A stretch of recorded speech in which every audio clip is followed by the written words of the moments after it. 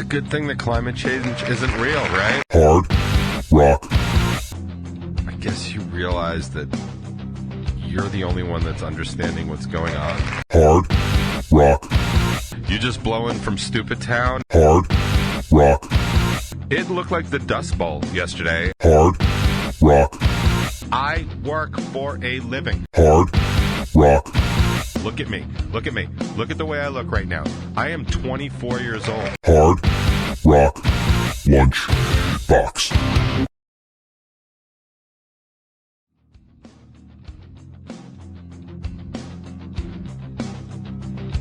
Greetings and salutations, Hard Rock Lunchbox and members of the Top 20. How is everybody doing?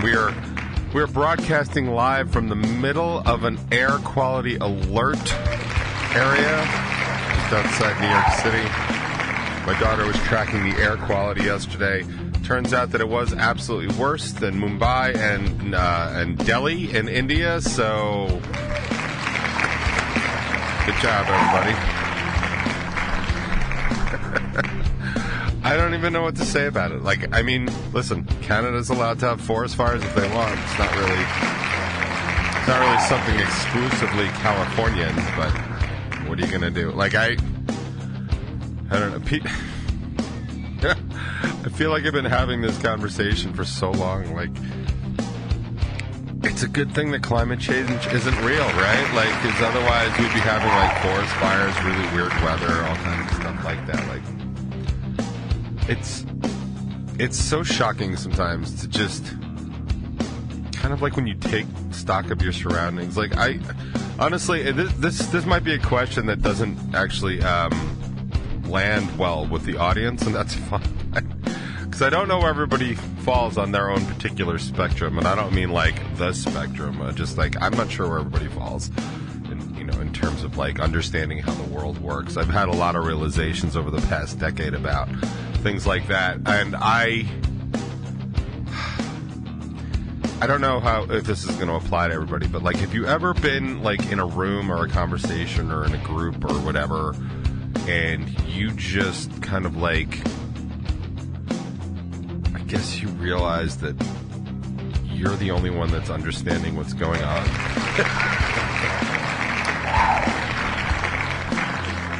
You know what I mean? Like I was watching one of my favorite SpongeBob episodes last night. It's called Big Pink Loser, if you're a fan of the SpongeBobs.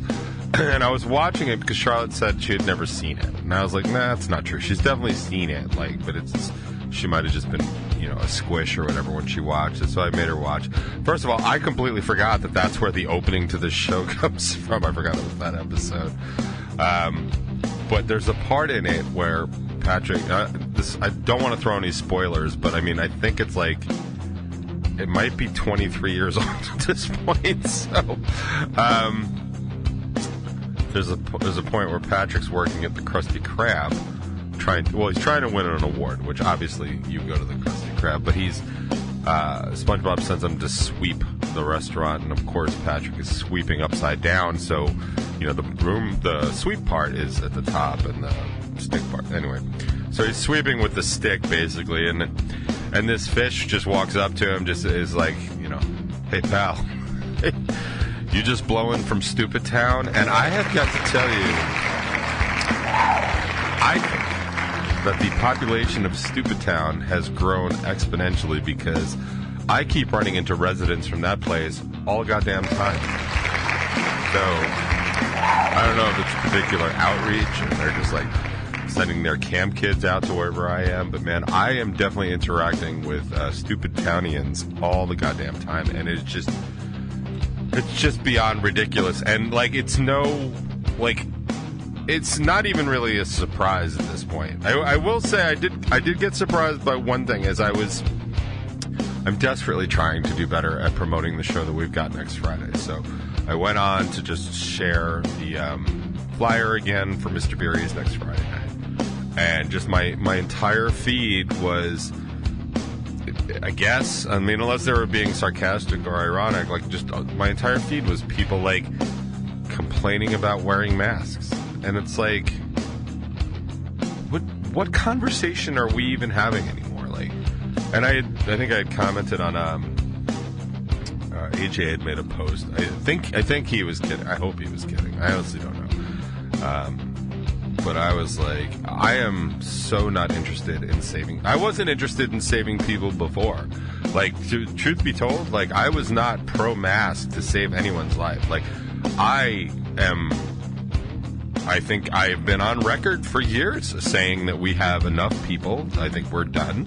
Certainly here in the Northeast, the New York City area, I think there were way too many people. And I think that we really need to stop duplicating and replicating and having so many kids. Like, I think, you know, as ridiculous of a plan as it was for China to limit people, you know, to have one kid, I think it's something we should seriously consider. And I'm not, you know, I don't want to take anything away from anybody else, but like, I would also throw an IQ test up on that before we start actually allowing people to have kids.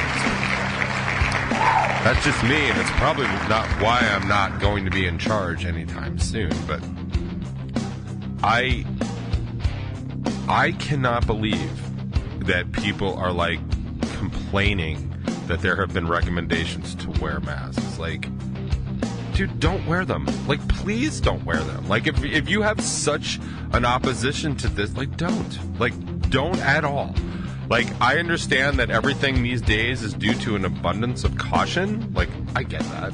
Like, that's fine. But also, like, a lot of the reasons we need this abundance of caution is because people are so ill-equipped to deal with the actual world because we've sheltered them, we've genetically made them deficient. You know, the medicines that kids are on and people are on lower their immune system, and, you know, and I don't want to throw asthmatics under the bus, but the simple fact that we're growing asthmatics at an exponential rate should speak to something besides, oops, that's just sort of too bad. Like, that's not just too bad. There's a reason there are so many more asthmatics. And if you kind of look around and think about why kids have so much asthma, you might learn something. Like, I know I have, and it's not on me to speak to because, honestly, I don't care that much about the subject. But the reason we have to be careful with so many things like that is because there are so many people like that. And it's a good thing for the schools to offer advisories. Like, maybe they should cancel outdoor activities. I don't know how many of my listeners are in the Northeast or in the New York City area, but it looked like the Dust Bowl yesterday outside, and it really shouldn't because, A, it's not the 20s, it's not the Southwest, and, dude, those colors really don't exist outside of a good Instagram filter. Like, that's what our air was yesterday. And if you don't want to wear a mask, man, please don't. Like, the quicker you are off the table, the better. But at very least, I don't want to hear you complain. Like, I just want to be sure that you're not complaining about it, because I personally have had just about enough of all that complaining. So, like make no mistake, like, I am not interested in saving anybody's life that doesn't want to be saved. Like, I'm not. You don't want to wear a mask, you want to go get COVID, like, you want to go get herpes, like, go do it, man. Like, have all the fun you want to do. Like, I am not interested. The only reason I was down for people wearing masks is because I thought we would get our businesses open sooner, and it turns out that I was correct. And I know everybody is shocked at the fact that, like, I pointed out something super common and super, like, obvious and easy to know, and anybody with an IQ over a, you know, bookmark should be able to figure that out. But yeah, there's plenty of people that just can't figure that out because they're not as smart as your average piece of crumpled up trash on the ground. And that's, you know, that's how they're going to roll. Like, you can't oppress me. You can't oppress me and make me wear a mask. However, remember, if you're a woman in Florida, a 12-year-old girl in Florida can now no longer see a drag show, but can be forced to bear a child to term because we're not oppressing them.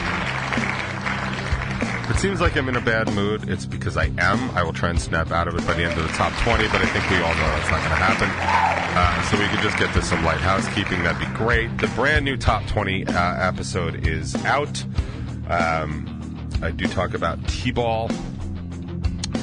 I did mention to Noodle that I may or may not have discussed his kid's T-ball on the show, and also let him know that people were now super interested in watching him watch T-ball, which I thought was very interesting. Completely caught me off guard. I'm sure there was some other stuff. Looking at these notes, talk about trying to be a good person and all that other stuff. And I want to rescind all that. Like, don't be a good person anymore. Just forget it. Just do your job. Try and do your job, and let's see how far that takes you. Let's just go and do that. Haunter returns.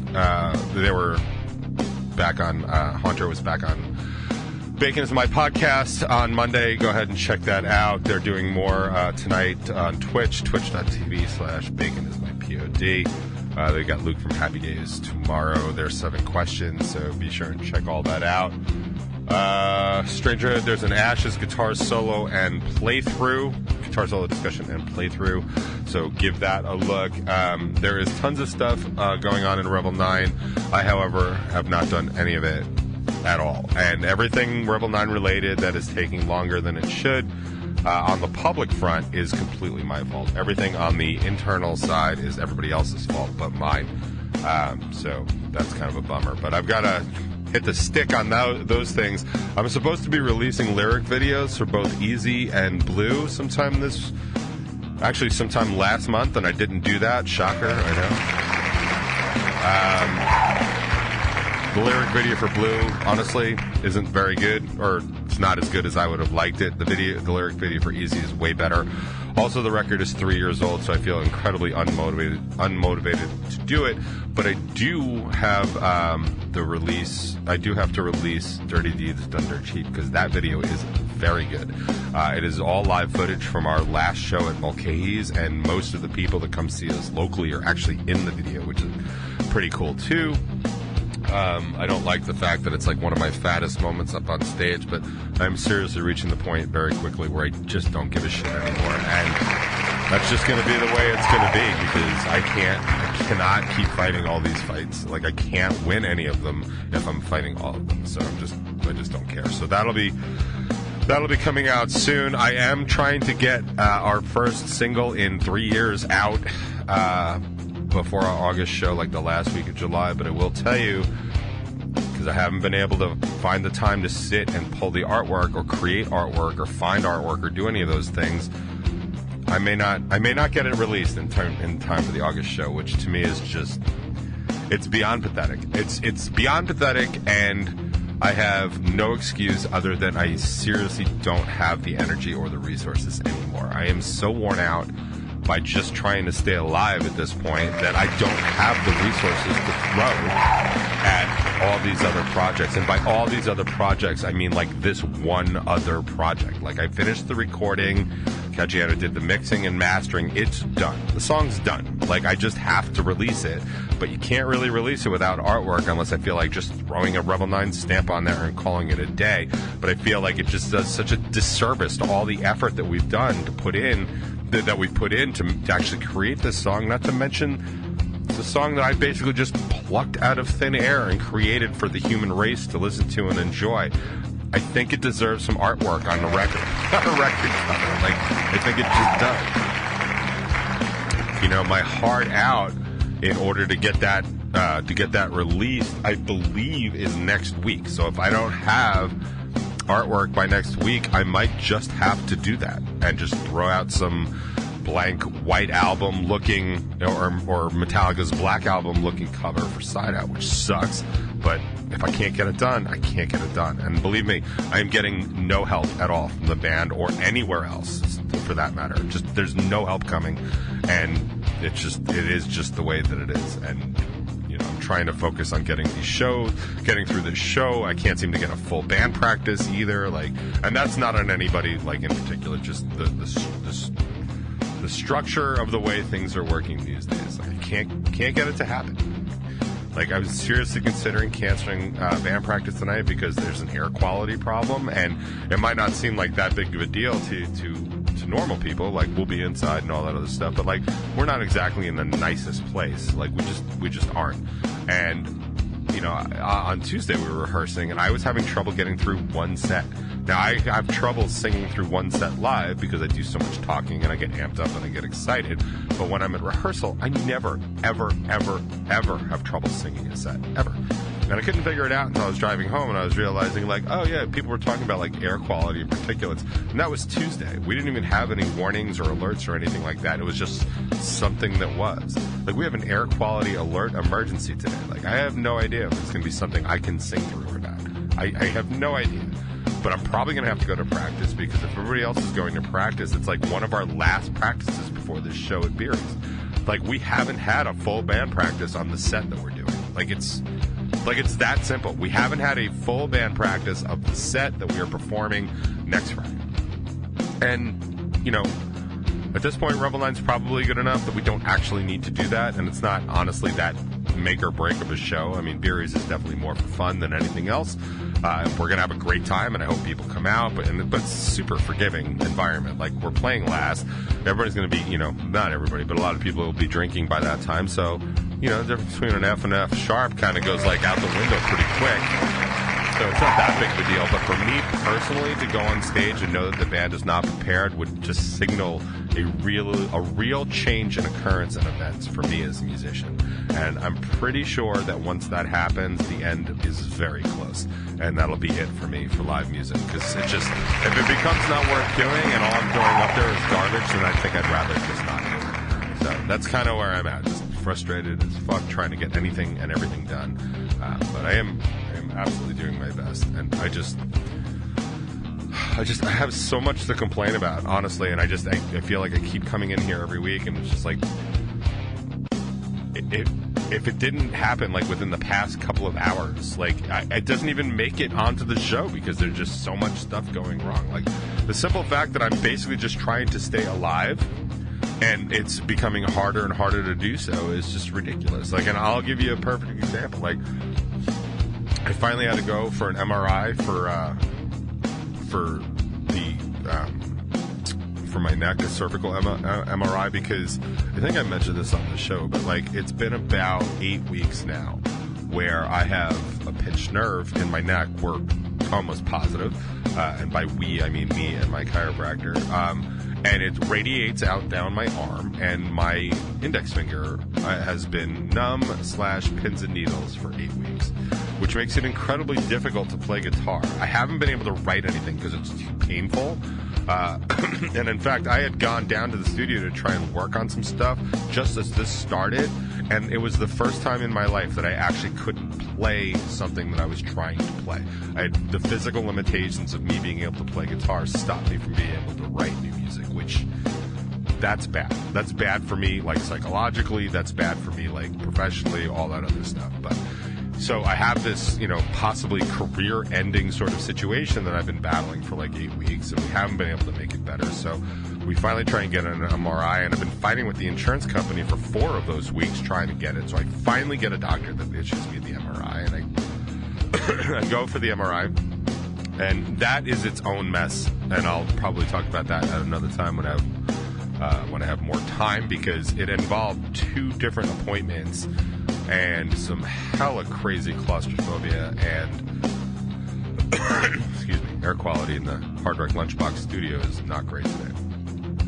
A whole bunch of other stuff went down with that MRI, but I finally got the report back and I got the information. And I got some serious compression going on in my neck.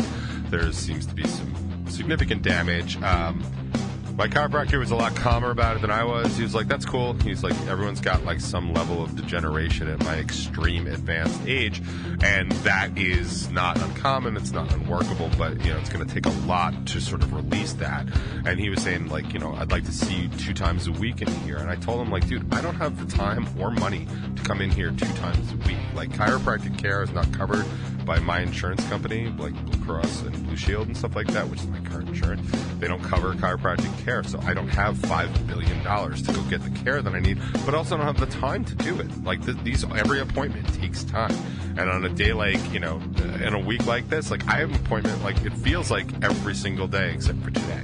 I don't have an appointment. But, you know, it's just like I can't even get the help that I want. And the best part is I heard from the doctor today that issued the MRI, and they call them back, and I'm like, all right, so he wants me to go see a neurologist. And I was like, okay, that's fine. Actually, they were like, we need the fax number of your neurologist. And I'm like, dude, I don't have a neurologist. Like, how old do you think I am? Like, I don't have a neurologist.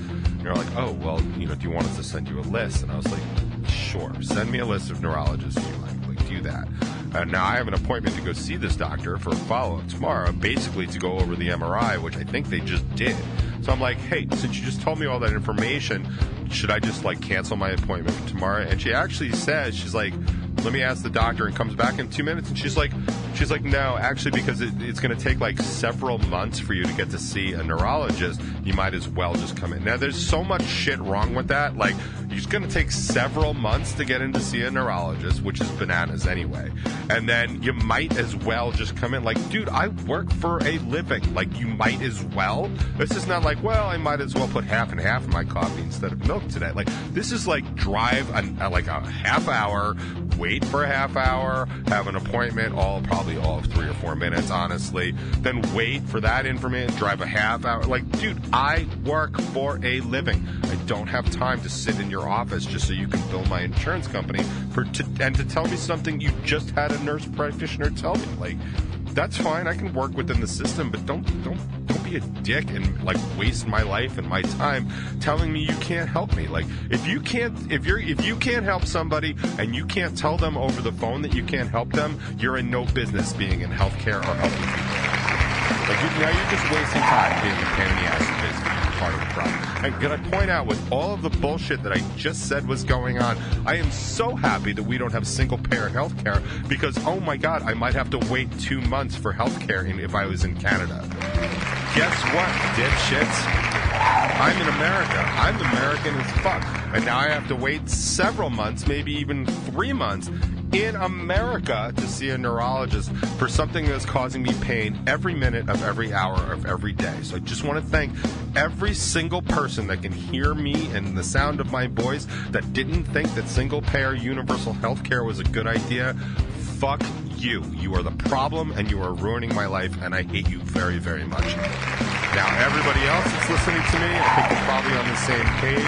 We seem to be pretty aligned on most ideals, and I just got to say, man, it is so important to take care of yourself, not so much so that you stay healthy, but so that you get to stay out of the machinery and the apparatus that is modern medicine. It is just so painful, and it is so hard to deal with, and it is literally killing me. Not the illnesses, not any problems that I'm having, the bureaucracy and the bullshit of trying to deal with it. It's literally killing me slowly. Look at me. Look at me. Look at the way I look right now.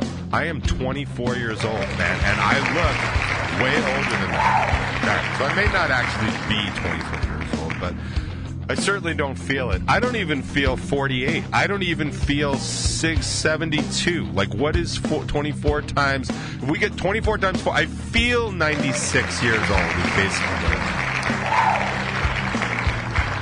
And I've got to tell you, my Segway game may still be on point, because it is, but there really is absolutely no help coming. There is no help on the way, no matter what Rise Against says.